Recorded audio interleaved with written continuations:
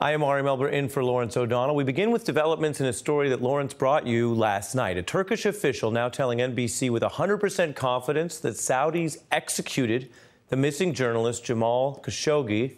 And late today, we learned even more about the audio recording of this alleged killing. There have been reports that Turkey had gruesome recorded proof of the reporter's torture and alleged murder. NBC News' Richard Engel reporting the source of that audio recording when he joined us on MSNBC just earlier this evening. So these are stunning new details. They put a whole new twist on this story about what happened to Jamal Khashoggi when he went into the consulate behind me. We've been reporting for all day now that there are these recordings, that Turkish officials have recordings of Khashoggi inside the embassy, inside the consulate, being tortured, being beaten, being interrogated, and ultimately being murdered. But there's been a big question. Where did these recordings come from? Tonight, a pro-government Turkish newspaper, Al Sabah, is saying that Khashoggi recorded these messages himself, that he went into the consulate very suspicious. He thought something bad might happen to him. He asked his fiancée to wait outside. He gave her his cell phones. But according to this newspaper, he went into the consulate wearing an Apple Watch, which he synced up with one of those cell phones outside so that the information would be transmitting, so that whatever happened to him while he was inside the consulate was being uploaded to a cloud and being saved. And that he went in and terrible things did in fact happen to him, that he was murdered, that he was interrogated, that he was tortured, and that he, with this act of foresight, this act of cunning, really, left behind the clues that Turkish authorities are using to solve his murder. To solve his murder. Well, let's be clear. The solving of this murder in almost real time and in public is putting new, more significant pressure on the Trump administration for its stance and any potential punishment that it would consider for Saudi Arabia in retaliation. And while, let's be clear, administrations in both parties have often cozied up to the Saudis as a dangerous but useful ally in the region, Donald Trump is not only following that controversial approach and precedent, he's doing so with far less discretion than some other past presidents who at least would use the bully pulpit to press the Saudis on U.S. priorities. Trump's not pretending to do that thus far this week, instead claiming that relations with the Saudis are excellent, which drew pushback even from his interviewers at Fox News. And also, Trump blithely saying he hasn't called Saudi Arabia to even discuss this. Here he was this evening. Nobody knows quite yet. Nobody's been able to put it all together. People are starting to form ideas, and as they're formed, we'll let you know. But it certainly is a terrible thing. Has their record otherwise been overlooked for too long? Well, I think a lot of records are overlooked. If you look at Iran, if you look at so many other countries, take a look at Syria. You take a look at a lot of countries' records have been overlooked. But this is a very serious thing, and we're looking at it in a very serious manner. Okay? And we'll see you. We have a big crowd. Have you spoken to the king of Saudi Arabia about this matter? I have not called him. I will be calling him. While the American government under Trump may be holding back, there are other people taking action. Business leaders like Richard Branson and Steve Case announcing they're suspending deals with the Saudis. Corporate sponsors bailing on a financial conference there later this month. That includes media companies like The Times and Bloomberg and CNBC, which is a sister company of MSNBC. The head of the World Bank also drawing the line here. Now, dropping a conference is a pretty simple step. It won't have a huge impact on the Saudis, but it does send a message and try to build towards more unified international condemnation. But let's be clear. Even that step is apparently still too much for the Trump administration as of tonight. You hear leaders elsewhere pulling out of the event. Are you still determined that you will attend at this point, given that there is still, I think, no clarity as to what has happened to Mr. Khashoggi, the Washington Post journalist? I am planning on going at this point. If more information comes out and changes, we could look at that, but I am planning on going. Thank you. For the Treasury Secretary to go to their investment conference? Well, I guess a lot of people are going over to an investment conference. He was partially over there anyway. A lot of people are going over to the investment conference. Joining us now, Michael Isikoff, Chief Investigative Correspondent for Yahoo News, and Evelyn Farkas, a senior fellow at the Atlantic Council, former Deputy Assistant Secretary of Defense, and an MSNBC analyst. Evelyn, there are plenty of harrowing things that happen in statecraft, but the blatant manner of this and the fact that we live in a world where so much of it is really unspooling almost in real time seems to make it an extraordinary breach. What precedents or historical context do you think of when you look at this, and what more, if anything, should the United States do? I mean, Ari, it's shocking. First of all, I'm appalled at the fact that our administration is behaving as if they don't know anything, because I think it's probably pretty credible, as the New York Times and other media outlets have reported, that the Turkish officials have said that they already told the United States and gave our government their intelligence. So the fact, I mean, I think the Treasury Secretary should be saying, unless I find out information that, proves that he's alive and he wasn't murdered by the Saudis, I'm not going. The other precedent, I mean, I guess the thing I thought of, because I spend so much time on Russia, is, the condemnation that the world and certainly the Europeans and we, together with the Canadians, in the transatlantic sense, expressed about the murders of residents of the United Kingdom and citizens of the United Kingdom by the Russians, especially those that were committed using chemical weapons. And here we have another case where we'll find out how clear-cut it is, but I think we need to hear more from governments. And because this is a journalist, I think our president needs to speak out, because we know, you've covered it very clearly here on your program, on The Beat, that, this president has spoken with alarming words against journalists. And so I think it's incumbent upon him to speak clearly right now, to get to the bottom of this and to tell the American people what he already knows. Right. And you make the reference to extrajudicial killings abroad, which have the geographic overlap that Russia also will go into other countries and take people out. Michael, one big difference is some of their targets have been what you might call ex-spies or people they view in a way as a sort of intelligence combatant, certainly debatable. But as Evelyn emphasizes, this isn't even near that. This is a journalist, and that goes to your reporting today, which I'll read for the viewers and let you explain.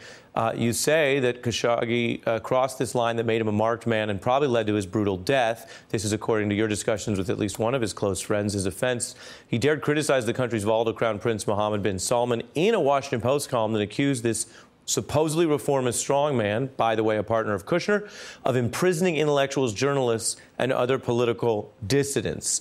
Explain, Michael.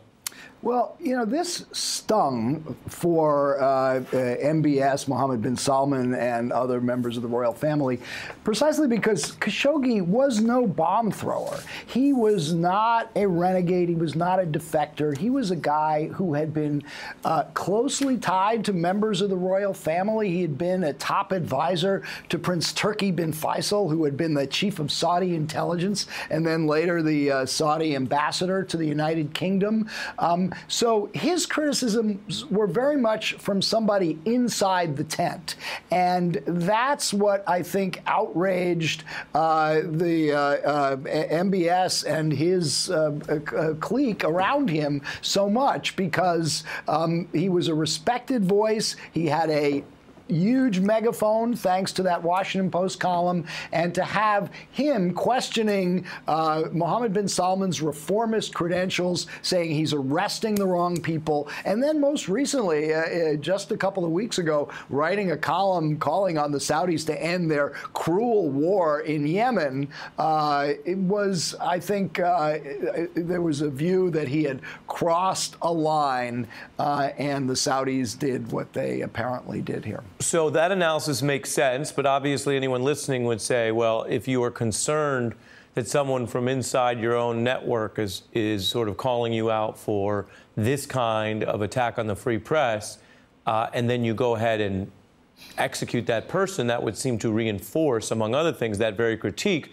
And so that goes to what they thought this would do. Is it that they didn't think it would break in this way internationally, or they don't care about international coverage of it, and they're just going to handle spinning it back home? How do you make sense of that? Look, that is a truly fascinating and important question. Like, how could they have been so clueless as to think they could get away with this? And, for years, the Saudis have had on retainer, former CIA officials, former State Department officials, a whole coterie of Washington lobbyists and national security experts who could advise them on what they could get away with and what they can't get away with. Mohammed bin Salman, who's the de facto ruler of the country, is somebody who is clearly cocksure, confident in himself, doesn't feel he has to play by the same rules, viewed himself as a reformer. He was trying to get all this street cred as somebody who was allowing women to drive and making other modest reforms. And I think he was sort of a little bit divorced from reality as to how this would play out. One other point it's important to that I want to make that's in our article. This is based on an interview with one of Khashoggi's very close friends, somebody who was talking to regularly over the last few months, Khalid Safouri, and he said, look, you cannot take out of the equation President Trump's rhetoric here, calling the press enemies of the people. Trump hates journalists, and he would not react if we kill one.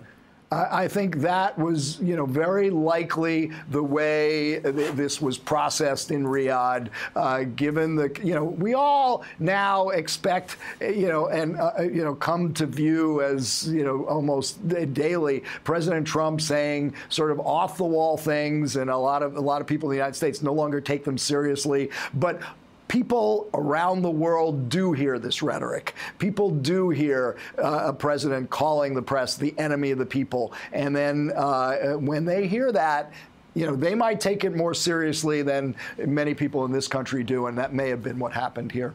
And so do you think, well, to you in a second, but Michael, just to button that up, then do you think that there is some notion of U.S. contributing role liability here, that they should clean that up?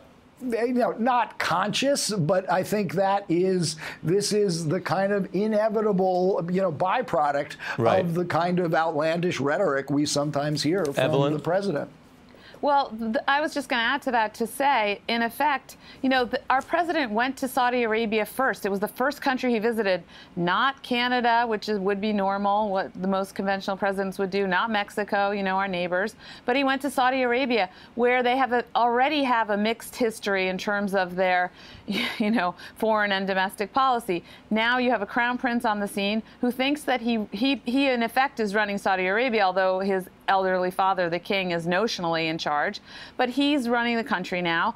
He's kind of running a Jekyll and Hyde policy, so he's loosening up some reforms, and he's trying to attract foreign investment on the basis of being a reformer economically and a little bit culturally. But at the same time, while he allows women to drive, he jails some of the original women who called for the driving. He put his family members under house arrest, which are in effect basically the people who are running Saudi Arabia, the rich relatives, in order to extort money from them. Let me push you on that and also show another diplomat, Robert Jordan, who's a former U.S. ambassador, because a lot of the folks in both parties, in the diplomatic corps and the national security community, are still, quite careful about how everyone talks about Saudi Arabia, no matter what they seem to do, because they seem to have this stranglehold as a real politics strategic ally. Here's Mr. Jordan only using question marks to say what I think he's trying to say, which is they're responsible and something must be done. Take a look.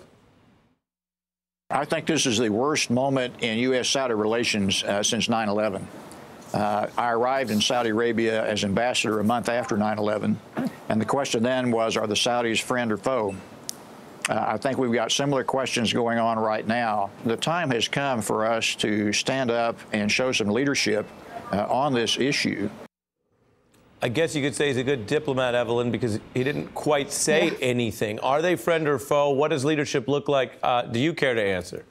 I mean, I don't think it's a question of friend or foe. The question is, what are U.S. values and interests globally and domestically. And, you know, this business about arms sales, which President Trump threw out there as sort of an excuse, you know, for why he was not doing anything about what looks like the murder of this journalist who was a permanent resident of the United States, was that, oh, well, we have $100 billion in arms sales going with the Saudis. Well, first of all, we don't have $100 billion of arms sales going with the Saudis. On paper, they agreed to that. I get Under that. President Obama. And I think that's fair. But Bush and Obama were never going to do much against the Saudis either. I don't know why we'd expect this administration to be different unless somebody wants to say that actually we're going to tilt our oil, financial, and military plans so that we're less reliant on them. Well, I think this is a bridge too far, although many people would argue that Yemen was already a bridge too far. You know, we had in, I believe it was September, the bombing of the school bus with the children dying. We know there are about, I think, 20 million people at risk of famine, you know, and drought and lack of medical assistance. So there are people in dire straits in Yemen because of the way the Saudis have been fighting that war. In fact, Khashoggi was specifically most recently criticizing that, I think, as Michael said. But it may be that we've reached the point now where we have to reassess this relationship, and we may not need the Saudis as much as we thought we did. I certainly think it's been bad policy on the part of this administration to swing so far towards the Saudis, because we need to maintain a balanced relationship in the Gulf area. And again, also with regard to Iran, we don't need to be sucked into the Saudi-Iranian rivalry as much as we have been under this administration. A lot of interesting points here on a fascinating, harrowing, and profoundly disturbing story. Evelyn Farkas and Michael Isikoff, our thanks to you for your reporting and your expertise. Coming up, a key judge in the Russia investigation with a new order that reaches all the way back to Watergate and provides what some are calling a blueprint for potential impeachment if Mueller wants that kind of report. Jill Wine-Banks will explain it all next. Later, dozens of children separated from their families tonight as a result of Trump administration policies. But a shocking new story you need to hear about a 5-year-old child asked to sign away their own legal rights. That important story coming up later. Have you noticed how quiet the Mueller probe has been lately? You know, as recently as August, there were those guilty pleas from top names like Manafort and Cohen, but lately, nothing. That is, of course, for a reason you're probably familiar with. We are a month out from a big election, and DOJ guidance, not a law, but the guidance, discourages any big moves that could interfere with political races. But tonight, we have a new development that actually could give Mueller more precedent for any report he ultimately sends to Congress. A federal judge ordering a partial release of a Watergate report that informed Congress's impeachment proceedings against Nixon. This is the blueprint, essentially, for Nixon's removal. Even Ken Starr never got to see it because of the rules they have for the archives. But this federal judge now ordering archivists to unseal a so-called roadmap that a federal grand jury sent to the House Judiciary Committee in early 1974. And this is not a coincidence. Legal scholars sued for the release of this roadmap because of the current moment we're living in. They suggest that both Mueller and the public could benefit from knowing how Leon Jaworski, the famous Watergate special prosecutor who finished that up, used the information that was found in the investigation to try to give Congress clear facts and legal context for whatever they wanted to do, which was widely believed a potential impeachment at the time. Let me read, quote, "The primary significance of the document lies in its role as a kind of template for subsequent impeachment referrals." This is what those scholars argue, and they say, look, if Mueller decides to send a report to Congress, which he can do through Rosenstein, the roadmap would be a vital touchstone for the public and Congress to assess his actions.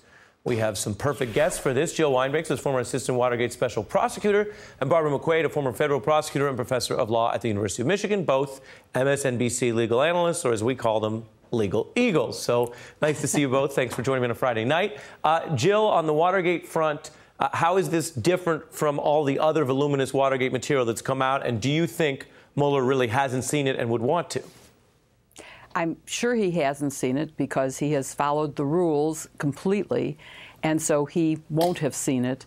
It is correctly described in the decision by the judge as being basically just a very short index to the documents that we provided to the House. And the difference now is that you had a House that was actively investigating the president, a House that we felt we could trust to take the evidence and do something with it. Right now, a report to the House could end up going absolutely nowhere because they've shown time and time again their total lack of interest in getting to the truth. So we turned over a briefcase that we called a roadmap to impeachment. We did not specify crimes. We said, here's the evidence that we have that's relevant. And we did it on the day that we indicted all of the president's top advisors and named him a secret unindicted co-conspirator. We didn't identify him by name until a bill of particulars later. And so the only way that we could get the information to the Congress, which did not have the legal authority under the court decisions to get the same documents we had, was to use the inherent authority of the grand jury and to get the judge's permission to turn over this information. And I think that Mueller has the same opportunity to use the inherent authority of the grand jury to let Congress know the facts that he has. Now, we don't know what those facts are. Ours were very dramatic and very clear. But if he has that kind of evidence, I'm hoping that he will give it to the Congress and that he will use the authority he has under the current rules that appointed him to let the public know as well. There is that opportunity, and I think it's important for the public to know what the facts are. Barbara, do you view this as a potentially interesting thing for them to use? And is the roadmap here as important if we don't know what Mueller finds? In other words, if you find bad stuff about the president, there's a lot more of a reason to get Congress involved. If you don't, you have all the normal charging function to deal with anyone other than the president that actually you believe was chargeable. Well, I think because this whole area is so unprecedented, there are not case law that you can look to figure out how you do these kinds of things, that I think any kind of information and any kind of precedent that you have has got to be useful to Robert Mueller. Now, certainly there are going to be facts unique to the Nixon investigation and the Watergate investigation that are not pertinent here. You know, whether Howard Hunt paid somebody or demanded a certain amount of money, that fact itself is not going to be relevant. But the process that they used and this procedure, as Jill described, using the inherent authority of the grand jury and the court to order that information get turned over to Congress, just those kinds of things I think can be very useful as Robert Mueller figures out his course and what he wants to do at the end of this. He's gathered his information, and now what does he do with it? Does he indict the president? Does he turn it over to Congress? And I think using this roadmap as one potential avenue has got to be helpful. It also seems, Jill, that this mostly would arise under the current law if there was a disagreement between Mueller and his supervising authority, which currently is Rosenstein, but could, if they fire Jeff Sessions, could go back to being the AG, because the way those rules are written, as long as he has that clearance, he can send something over to Congress, right? The issue would be if there is a conflict or there's a new attorney general who takes a narrower view, it's not automatically improper if that person decides, well, we don't want you sending the report to Congress, and then you get into whether Mueller has any plan B. Right, exactly. And I think that is a very significant point. I'm glad that you pointed it out, because it is the plan B. Hopefully, under the rules that appointed Mueller, he can and will be able to get information to all of the Congress, not just to the chairs, but to all of Congress. But I think it is important that he be aware, Mueller, be aware of this option that he has to get the information out in another way, because it is important. We can't keep hiding these things. If there's nothing that he has found that is damning of the president or anybody else, then we need to know that. But if there is significant evidence, we need to know that too. And as long as the Office of Legal Counsel is insisting that he cannot be indicted, then there's the only way to proceed, if you can't indict, is through Congress. And so getting information to Congress, because again, remember, the Supreme Court made it clear that a criminal investigation by criminal prosecutors has a right to get documents that the Congress cannot get. Mm-hmm. Now, if it was directly asked by the judiciary for impeachment purposes, the court might rule differently. But when it was the Senate just for an investigation, they could not get those documents. Only we could. So it's an important legal distinction. Well, you've walked us through exactly where those roads lead, and it's so significant potentially if the chess pieces change in November. You could have a House that is more aggressive if the Democrats take it back. You could also have Mueller's boss shift from Rosenstein to a new AG who might be far less aggressive. So a lot to try to understand. Jill Wine-Banks and Barbara McQuade, thank you both. Thank you. Coming up, we turn to a very important story 25 days out from these midterms, what Georgia Democratic gubernatorial candidate Stacey Abrams is doing and why she spoke out on Rachel Maddow tonight. We're going to show you the important part and get into the voter suppression next.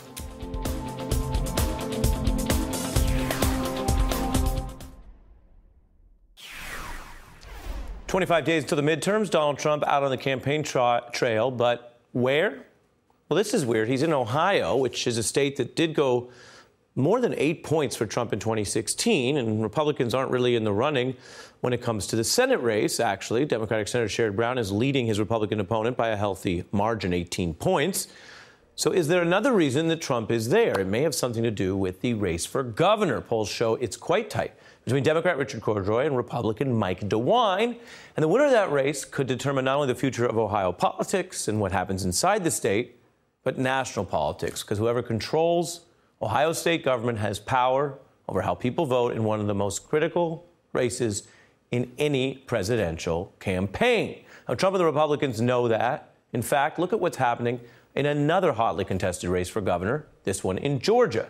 There, the Republican Secretary of State, Brian Kemp, is in this heated battle with Stacey Abrams. Kemp currently being sued by multiple groups for the way he's holding up, and many say suppressing, 53,000 voter applications. The majority are from black voters. Now, Stacey Abrams, who actually was part of an organization that sued Brian Kemp over these alleged suppression tactics, well, she just joined my colleague Rachel Maddow tonight and said this.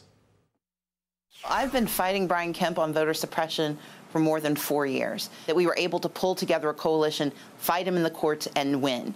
And so what I tell people is this. We've won before and we will win again. But we beat him first by making sure that the 53,000 have all the good information they need. Joining me now, Neera Tanden, president of the Center for American Progress and Hillary Clinton's policy director in 2008, and former Florida Republican Congressman David Jolly. Neera, you look at what Ms. Abrams was saying, you watch, if you saw the top of the Rachel Maddow show tonight, it was blistering. When you look at the inherent conflict between a person overseeing who gets to vote while they're trying to get a promotion into the governor's mansion. Yeah, it's like being the umpire of a game that you're the team in. It's ridiculous. And I'm glad Stacey Abrams has asked for Brian Kemp to resign from his position. Both Brian Kemp and Chris Kobach are the secretaries of state and are remaining in their jobs as they compete for the governor's races. In both, we see shady practices. And I think the truth is that I hope the people of Georgia recoil at the idea that essentially Brian Kemp is trying to determine the electorate that will vote for him. And he's looking at people he doesn't think will vote for him, who happen to be people of color, and trying to ensure that they can't vote. It's obviously anti-democratic, and I hope the people of Georgia are repulsed by it, because it is repulsive. David, let me read some more of these facts that people have heard about. There's a county in Georgia that has some of the highest rate of rejection of these mail-in ballots. And so they have numbers reported by the Secretary of State's office. It has only 12% of the state's overall mail-in ballots, but they have 40% of the rejections. And Asian and Pacific Island voters are rejected at 4 times the rate of white voters. Black voters rejected at 3 times the rate of white voters. So either you come down on the side of thinking that there is a giant statistical abnormality in how people fill out their forms based on race, or you think that this is a problem with who's doing the picking. What do you make of it?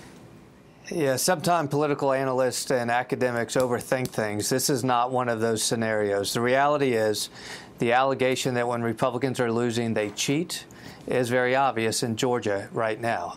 And the bigger picture here, Ari, is this. In the last 7 presidential elections, Republicans have only won the popular vote once across the country. The popular vote, the political demographics are getting away from them. The cultural demographics are getting away from them. And so this conversation we have often about gerrymandering, about closing primaries, about campaign finance, about voter suppression, look, these are real narratives, and we're seeing that in Georgia right now. The upshot for Democrats, if you will, is this. If this is happening in the deep red state of Georgia, it suggests that this is going to be a very difficult year for Republicans. We are seeing Republicans likely to lose the House. We are seeing Senate races getting away from Republicans that they should be winning. And in Georgia, they're now having to engage in this. Look, the reality is Kemp should resign his office or replace himself with some type of subordinate that can handle this. But the vital role here is both for the media to bring highlight to it, but to also inform voters that apparently in Georgia you still can show up. With an ID, you can show up and prove your identity and still vote. Don't allow yourself to be purged in this situation. Well, I appreciate the points you make there, David. And Neera, David, speaking to what's wrong with this morally, and then also speaking to the politics of if you have to cheat this much for Republicans to even win in a state like Georgia, what does that say about what's slipping away from them? For folks who are wondering at home, okay, so what else do we know about Brian Kemp and what's the actual way that he's running? This is how he depicts himself in his ads. Take a look. I got a big truck, just in case I need to round up criminal illegals and take them home myself. Yep, I just said that. I'm Brian Kemp. If you want a politically incorrect conservative, that's me. I say Merry Christmas and God bless you. I strongly support President Trump, our troops, and ironclad borders, and I stand for our national anthem. If any of this offends you, then I'm not your guy. I mean, Neera, it reads a little bit like a movie plot type conservative. Yeah, I mean, I think, look, we're seeing races in the South. We saw Doug Jones win, and I think Doug Jones' win in Alabama was a warning shot for deep conservatives in states like Georgia. And obviously, Brian Kemp is trying to model himself on Donald Trump. But I think the reality is that what David said is right. If you need to basically change the rules mid-game to win, basically cheat to win, that shows that you do not have popular support. And let's remember, this is a neck-and-neck race between an African-American woman and a conservative in Georgia.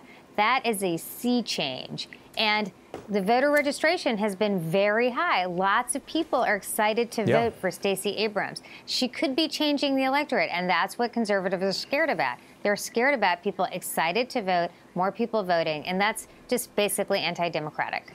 Neera Tanden, David Jolly on this important story. Thank you very much for joining us. Coming up, a story that we are staying on here at MSNBC, this border crisis. Officials now asking a 5-year-old girl who was separated from her family, writing her name on a legal document that she could not in any way understand legally or ethically, for putatively signing away her rights. We want to bring you Helen's story next.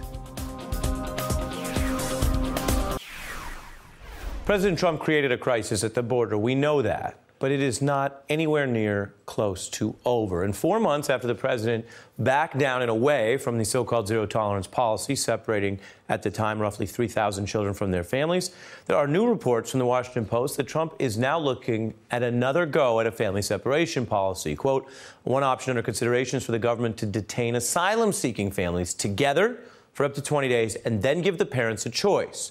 Stay in family detention with their child for months or years as their immigration case proceeds, or allow children to be taken to a government shelter so other relatives or guardians can seek custody. In other words, separation. This type of proposal could cause the same, of course, worldwide outrage that led Trump to try to say, as you may recall, that he wasn't really about family separation and zero tolerance in the first place. So we're going to have strong, very strong borders, but we're going to keep the families together. I didn't like the sight or the feeling of families being separated.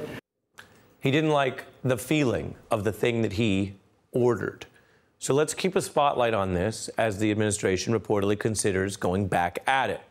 Here's some heartbreaking new details about Trump's immigration policy as it stands now. Of the 3,000 children that were separated, 136 are still to this day in federal custody, even though the original policy has been narrowed. 3 of those children are under 5 years old. Parents of 96 children have been deported. That means permanently separated, as far as we can tell. The New Yorker reporting on the journey of one person, Helen Nahemi, a 5-year-old migrant girl separated from her family at the border. In July, she fled Honduras with her grandmother after a family member was threatened with gang violence. Helen and her grandmother detained at the U.S. border. Helen was separated and taken into government custody. Now, while in custody, and this is the U.S. government here, she was asked to sign a document relinquishing her rights to a bond hearing. We're leaving this up on the screen so everyone can take it in, because this is America right now. You see Helen's attempt at that signature, because she's a 5-year-old. That is how she signs her name when told to. She doesn't have her family here. She is literally fending for herself. Now, she was, we want to tell you, reunited with her family 4 months later on, not because of Trump's executive order or an immigration judge. It was public pressure from a local nonprofit organization. In fact, there was an online petition about her specifically with 10,000 signatures. This is important. And the pressure and the scrutiny and the public awareness of this, it may very well impact what happens to other similarly situated people. When we come back, we're going to get into all that with some special guests. Stay with us. More and more children are in immigration courts in America right now because of Donald Trump's policies. The New York Times reporting, quote, the youngest child to come before the bench in federal immigration courtroom number 14 was so small she had to be lifted into the chair. Her feet stuck out from the seat in small gray sneakers, her legs too short to dangle, her fists stuffed under her knees. As soon as the caseworker who'd sat her there turned to go, she let out a whimper that rose to a thin howl, her crumpled face a bursting dam. This young girl, Fernanda Jacqueline Davila, was 2 years old. That is another one of these stories that we are documenting as we understand where this policy is going. I'm joined now, as mentioned, by 2 special guests who know a lot about this. Lee Gelernt is the Deputy Director of the ACLU's Immigration Rights Project, and Jess Morales-Roqueto, the Chair of Families Belong Together and an immigration rights activist. Jess, when people look at this and they say, I thought Trump backed down, which he partly did, and I thought America's a country with safeguards no matter who is president, why is this happening to children this young in court right now? Yeah, I mean, the Trump administration is doing anything they can to put fear in immigrants, to do everything they can to stop them from crossing the border. And so even in the face of the American public and the law forcing them to change their policy, they won't stop the policy. They'll just give it a makeover. So on that point, we played before the break Donald Trump claiming he doesn't like the feel of this. That's what he says to the cameras. You're saying, in your view as an analyst of these policies, the cruelty is deliberate because it is a deterrent. Absolutely. We hear reports from our community all the time. They are so afraid. They're afraid for their own status. Even if they're documented, they're afraid for their children to take them to school. All they're doing is creating fear. Yeah. I mean, I completely agree with that. It's just real cruelty. I mean, and now what they're talking about doing additional stuff, additional separations, they ought to be trying to fix the mess that they've already created. The one thing I would say, in response to what Jess says, there's no question there's fear in the U.S., and it's deterring families from coming forward, going to school, those types of things. But to the extent the administration thinks that migrants won't come here seeking asylum because of these policies, that's wrong. Anything anybody can tell you, Democratic or Republican administration, people who are fearing for their lives are going to have to come anyway. When I talk to these parents and ask them, would you have come anyway if you had known your child was going to be taken? They say, what choice did I have? I mean, if I'm going to be killed, my child's going to be killed, I have to come. So essentially, it's gratuitous cruelty. So how do you get DHS and all these other experts that work within this on board with something that you say, apart from the ethical considerations, doesn't work? Right. You know what? I think what Jess said is right. We're going to have to push back on what you said in your intro. It's going to have to be a public outcry. We will be in court. The ACLU will be in court. But we need that public outcry to make the administration realize the public won't stand for it. And we also need experts to stand up and say, look, this is not going to work. And we need the experts within the administration, career people, to say, this is simply not going to work. Right. Well, and that goes to, again, the Washington Post reporting, because it has become commonplace to say, well, does anything matter anymore? And, oh, does Donald Trump get away with everything? This story is complicated because, on the one hand, from a moral perspective, one child punished by U.S. policy for things that they had nothing to do with is one child too many. On the other hand, the pushback did work. And so reading here from the New Post reporting, it says some inside the White House and DHS, given what happened, are concerned about the, quote, optics and the political blowback of renewed separations. Stephen Miller, who's big on this stuff, and others determined to act, according to several officials. I mean, we have never stopped protesting what has been happening here. We were just at Kristen Nielsen's house last night. We were at the hearing that she did because we're calling for her resignation. We'll call for Stephen Miller's resignation next as well. What is happening here is happening at the hands of these administration officials. They're approving family separation 1.0 and they're approving family separation 2.0. Well, and Lee, the issue with Stephen Miller, of course, is that he's a descendant of indigenous Native Americans, so he doesn't relate to these issues. That's not true. Right. Like so many of us, like so many of us in this country, family members. I happen to be the son of an immigrant. Yeah. Stephen Miller happens to come from a family with immigration. Right. The president's first lady, wife, is from another country, and yet. Yeah, so I think, all joking aside, you're making a critical point. I think everyone needs. I would never make a critical point through a joke, but go ahead. But everyone needs to, I think, look at their family. I mean, I think so many people believe that their grandparents came over here speaking perfect English and had all these job skills. I mean, we have thrived on a country allowing immigrants to come here. And the last thing we want to do, whether you agree with the ACLU on macro immigration policy or not, you don't want to be taking it out on kids. And I think that's what the administration saw when they did family separation the first time. I think they're going to see it doubly if they try and do it again, because people are already sick of it. Well, the ACLU seems to be a great advocate on these human rights and immigration issues. I think the larger issue is that you guys are communists, right? Ooh, no, we are not, but... It's Friday night. Go ahead. Right. Final word, Jess. I'm a fourth-generation American, but my own grandfather was deported under a government program. So I know that this is actually history repeating itself. Unlike the last time, what's different now is that the American public is really putting out outcry. So it's really critical for us to continue to take action, to go to protests, to call our senators, because that is really what is going to be able to stop the Trump administration here. People think that he can't be swayed, but we have already seen that happen with family separation. It's the work, it's the exposure, and it's the sustained attention when it comes, obviously, in and out of the newsroom, and there's so many things going on. But that work clearly has helped affect and protect the lives, even as we look at some of these heartbreaking stories. That's exactly right. For that, Jess and Lee, thank you both for the work you're doing and for sharing some of your expertise with us. Ari. Absolutely. Tonight's last word is next.